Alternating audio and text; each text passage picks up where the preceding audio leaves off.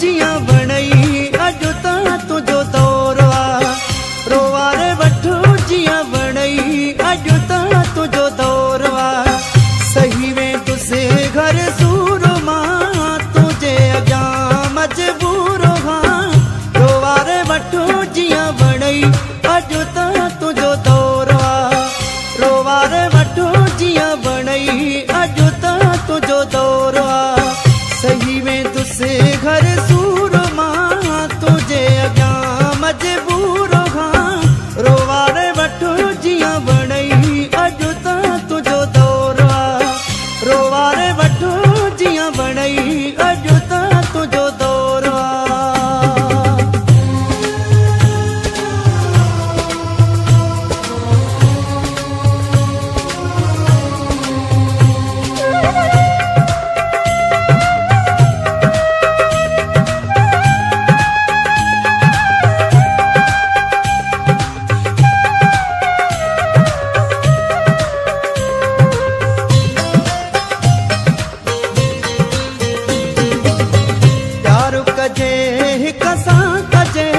तोड़े खणी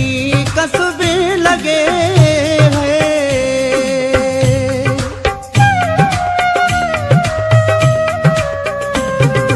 ओ प्यार कजे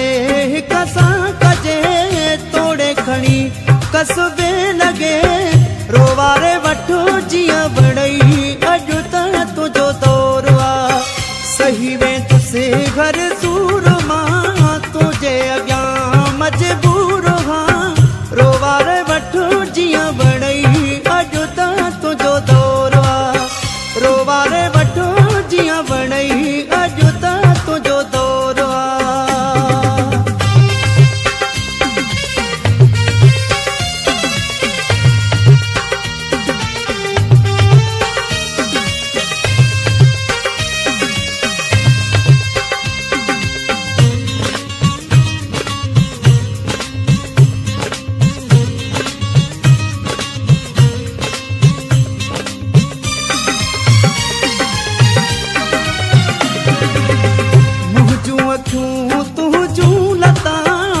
सुन मिठा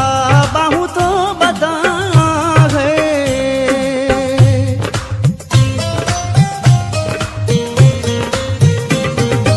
ओ मुझू अखूं तुझू लतार सुन मिठा बाहू तो बदा रोवारे वठो जियां बणई अॼु त तुंहिंजो दौर आ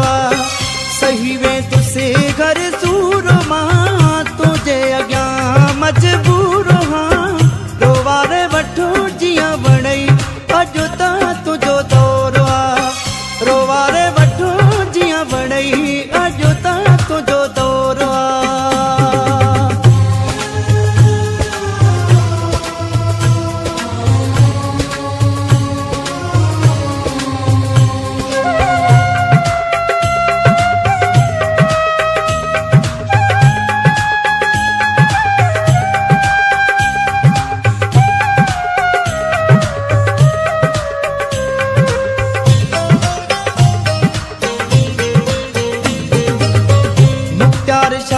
भली